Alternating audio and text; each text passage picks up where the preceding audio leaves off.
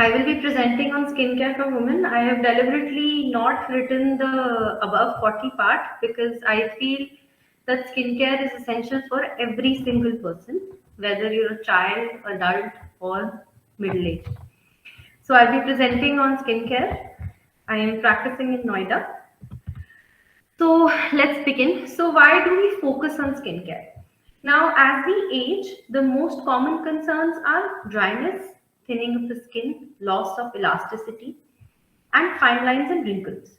So the objective here is to give you general knowledge so as to equip yourselves to have a practical skincare routine. Now, what all skin changes happen with age? Now, our skin tends to change every 5 years. As we age, whether we're from childhood to adulthood, our skin keeps on changing. It is influenced by a lot of things like the environment, our diet, our habits, what sort of soap or water that we're using. All these things do impact our skin. But as we age, post 30, post 40, the collagen production really decreases almost up to 30%. The skin tends to become more fragile with age because the thickness of the skin decreases. There is reduced oil production, though for some it also means that there is less acne, but for a lot of people it means that there is dryness. And the skin also tends to react more. We usually see complaints where people who have used dye for quite a bit of time in their lives, as they turn older, they tend to become allergic to it because the skin sensitivity increases.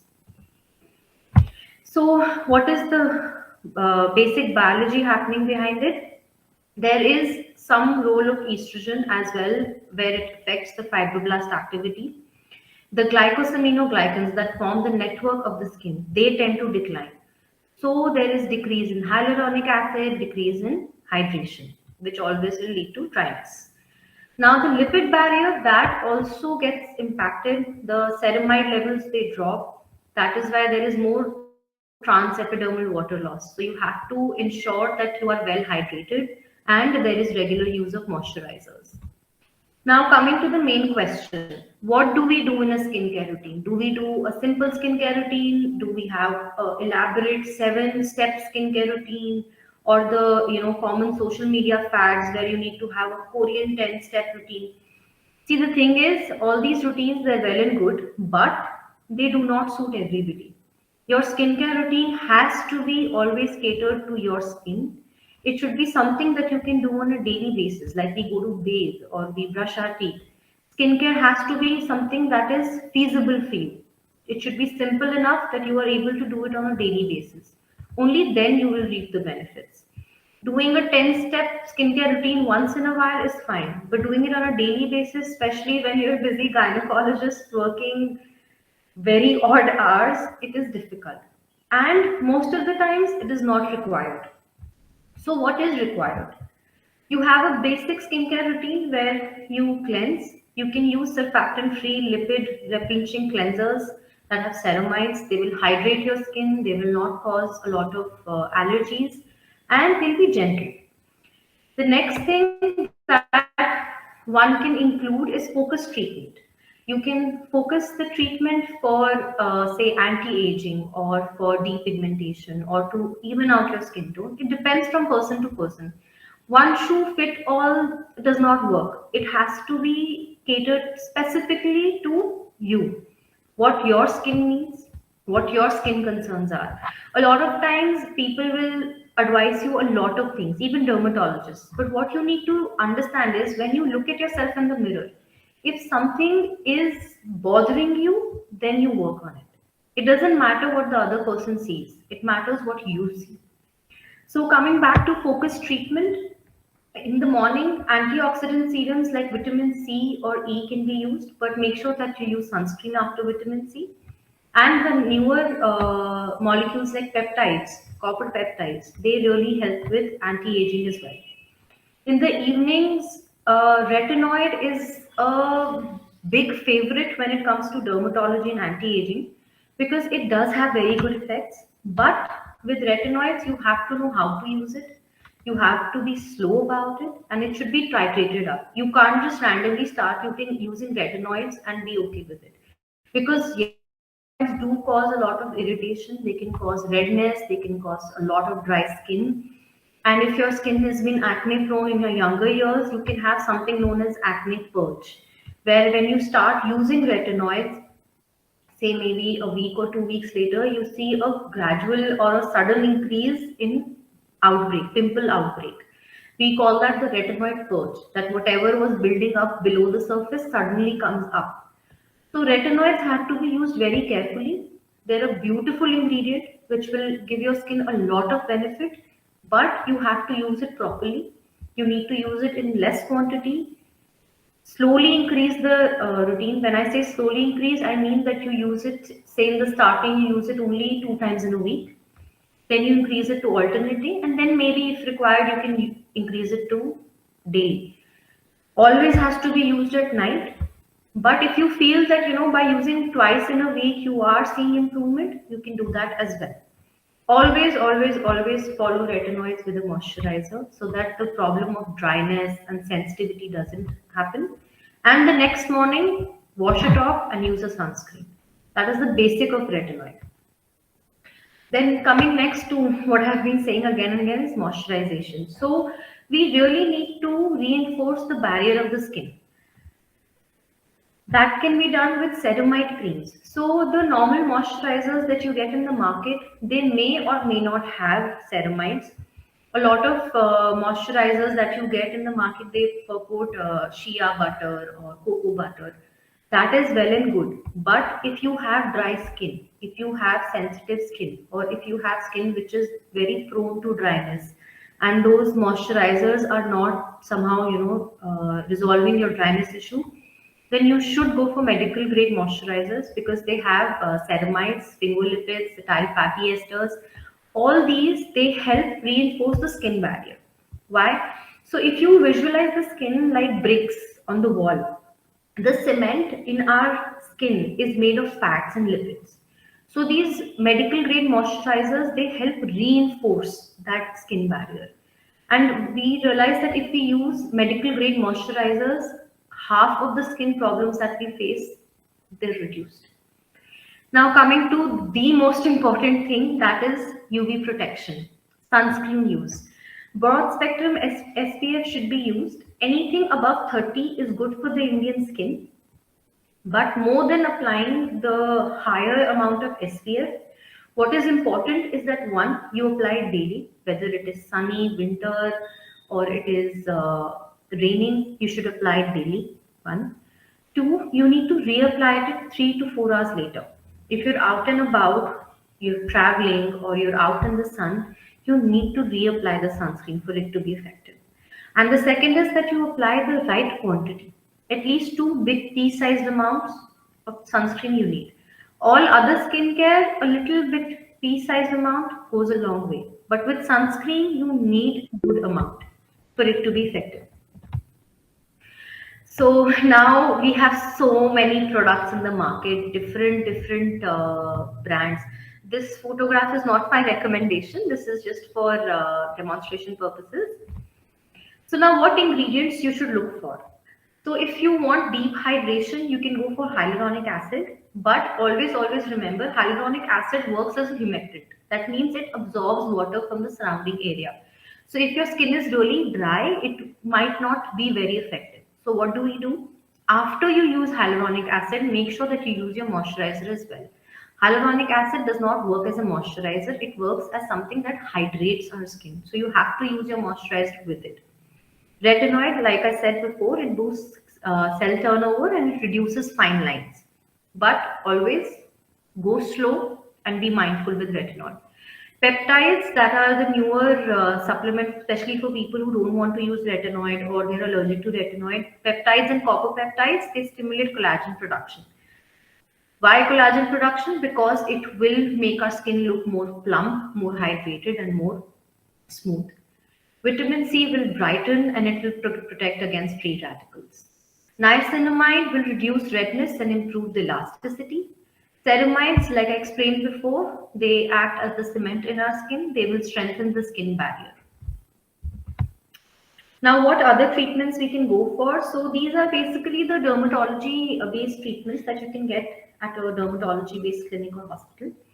So the first is chemical peels. Now the chemical peels, there are at least 20 to 25 peels out in the market. It depends what you are looking for, whether it is hyperpigmentation or you have uneven skin tone or you're just looking for that glow up before a party. It varies from person to person. So your dermatologist will cater your peel according to your needs. There are a lot of peels that can be done. The downtime is not much. It is a very simple OPD procedure that will probably take you 5 to 15 minutes to get it done.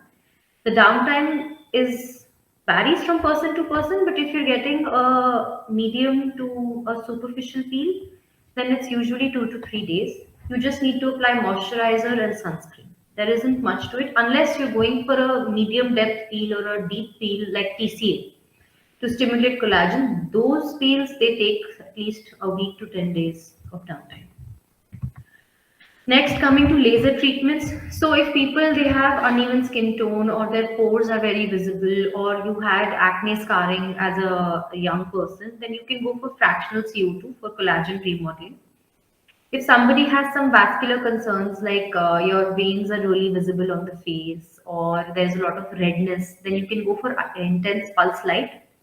That's another type of laser, but it does not use laser. It uses light, LED light as the medium. Then coming back to laser, Q-switch NDI laser, this is a very common laser that is used for laser toning. It works on uneven skin tone. It also somewhere or the other does help with fine lines. And a lot of Indian females, they suffer with peach fuzz. That is basically the fine hair that you see. So Q-switch laser that helps in bleaching out those hair and brightening your face, make it look more even tone. Because with age you see darkening in this part of the face or maybe in this area of the face. So Q-switch laser it helps with that. That being said, these lasers are never a one-time treatment. You need to get them done at least 3 to 4 times before you see any good results. Then the other thing that can be done for anti-aging is microneedling with PRP. This basically enhances skin elasticity and has a skin rejuvenating effect. So what is PRP? PRP is platelet-rich plasma therapy. We take your blood, we centrifuge and separate the platelets, and we use the concentrated platelets with the serum and we inject it back into the skin. Now, why are we doing this? So PRP, because the platelets, they have growth factors.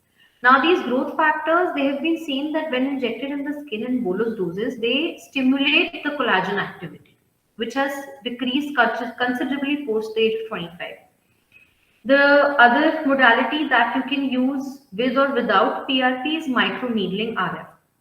Now, what this does is microneedling in itself can be done with derma rollers or microneedles. Microneedling RF, as the photo demonstrates, it basically they are very tiny needles that penetrate the skin and they cause micro trauma in the middle layer of the skin, the collagen. They release bipolar RF energy, and that energy basically stimulates the fibroblasts and the macrophages to produce more collagen. So when you get the procedure done, you will just experience redness. But post the procedure, once the redness subsides, the collagen, takes its time to get resynthesized. You will experience much softer, smoother skin. This is just with microneedling RF. The PRP that can be injected that does not cause any redness on the face, maybe a couple of bumps on the forehead. That's about it. This is also similar to something known as vampire facial, if any of you have heard of it.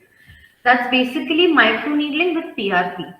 The term micro vampire facial has been given because when you do microneedling with PRP, it tends to really make the face intensely red, and the pinpoint bleeding spots they leave a little bit of blood. So it's called vampire facial.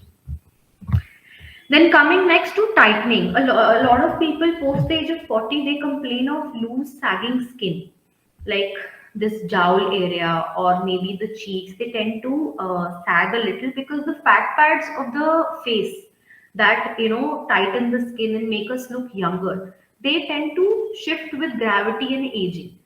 So if somebody has a sagging face but not a bulky fat face, they can go for something known as thermage.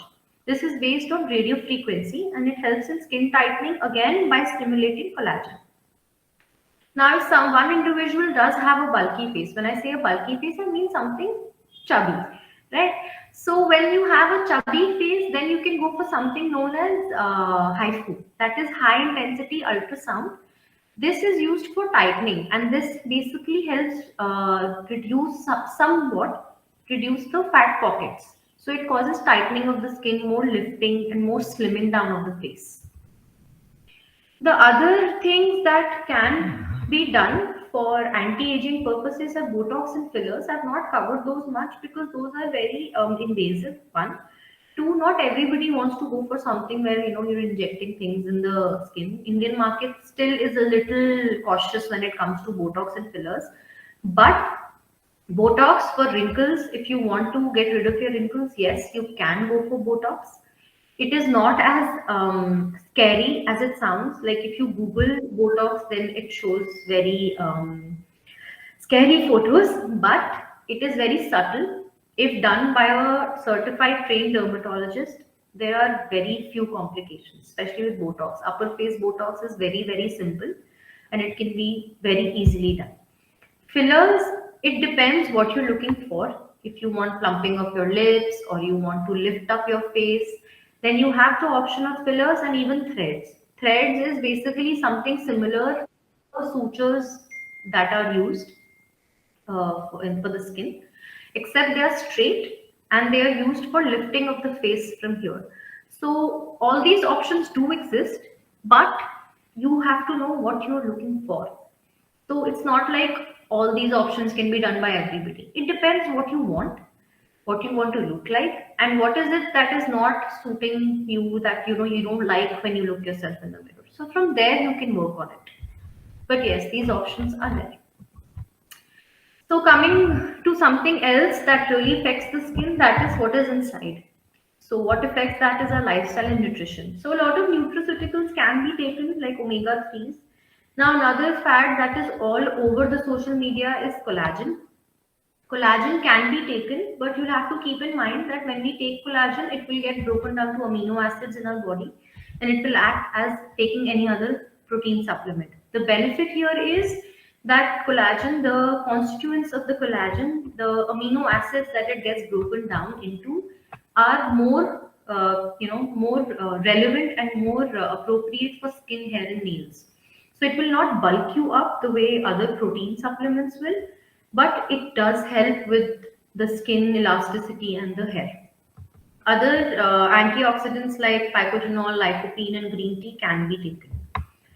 So for skin, if you're facing hair loss issues or if you're facing a lot of skin issues, a high protein intake will help improve that. But again, it has to be catered to your personal requirements and whatever other, if you are suffering for something else, whether it will suit you or not, it has to be customized.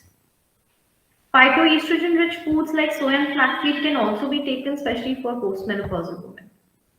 Now, exercise, it will boost dermal blood flow and it will reduce inflammation. So it will obviously help your skin and your overall health. Now, other emerging trends that we see these days is that we have epigenetic skincare that targets gene expression for anti-aging. Though it is not that freely available in India right now, but it's just the up and coming thing. Then there are AI-driven tools. A lot of places you will see instruments or machines that will analyze your face, and then they will tell you what all treatments or what all things you can go for. Then there is lab-grown collagen and bioidentical lipid formulas that can be taken. Like I explained, the collagen, it can be taken. It is always best to take collagen powder and not the tablets that are also there in the market. Marine collagen obviously is the best, but if that does not suit you or you're allergic to it, then poultry collagen options are available. Sugar-free options are available. And for some people, vegan options are also available if you're a vegetarian. How effective those vegan options are is still undergoing a lot of debate. Hopefully, in some time, we'll know how effective vegan options are, but the marine options, they're definitely effective. There are a lot of microsomal topical preparations available, known as Riedel shot as well. They are quite effective in anti-aging, but you have to be very careful when you use them because they can cause a lot of allergic reactions. So coming to the next part, I thought I'll take up some myths as well. The first being that retinoids are too harsh for aging skin. So, like I said, gradual introduction and buffering will reduce the irritation. It's a beautiful product that has very good effect, retinoids, but it has to be used correctly. Natural products are always safer. That is not true. A lot of times, natural ingredients can irritate sensitive skin, they can cause allergies, and sometimes they can even worsen if you have eczema prone skin.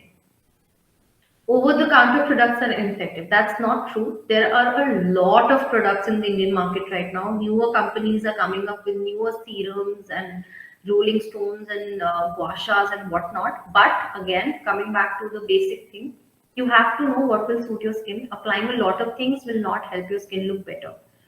The most basic skincare advice that I can give to anybody is that you use a moisturizer and sunscreen. Beyond that, it has to be catered to every person according to their needs and according to their skin. So if you do have skin sensitivity, always patch test few products. You can apply it in the neck area right here below the ear and see for 2 3 days if your skin is reacting to something instead of applying a new product directly to your face. Avoid harsh exfoliants and alcohol based products. Choose fragrance free and hypoallergenic skincare if you have skin sensitivity issues. To conclude, embrace your radiance. Aging is a natural, beautiful process. Consistent, tailored skincare can help and make you look the best. Consult a dermatologist for personalized advice, and you can embrace a personalized science backed skincare regimen which will give you benefit. I'm currently practicing at Reneha Skin Clinic in Noida. For any other details, you can contact me anytime.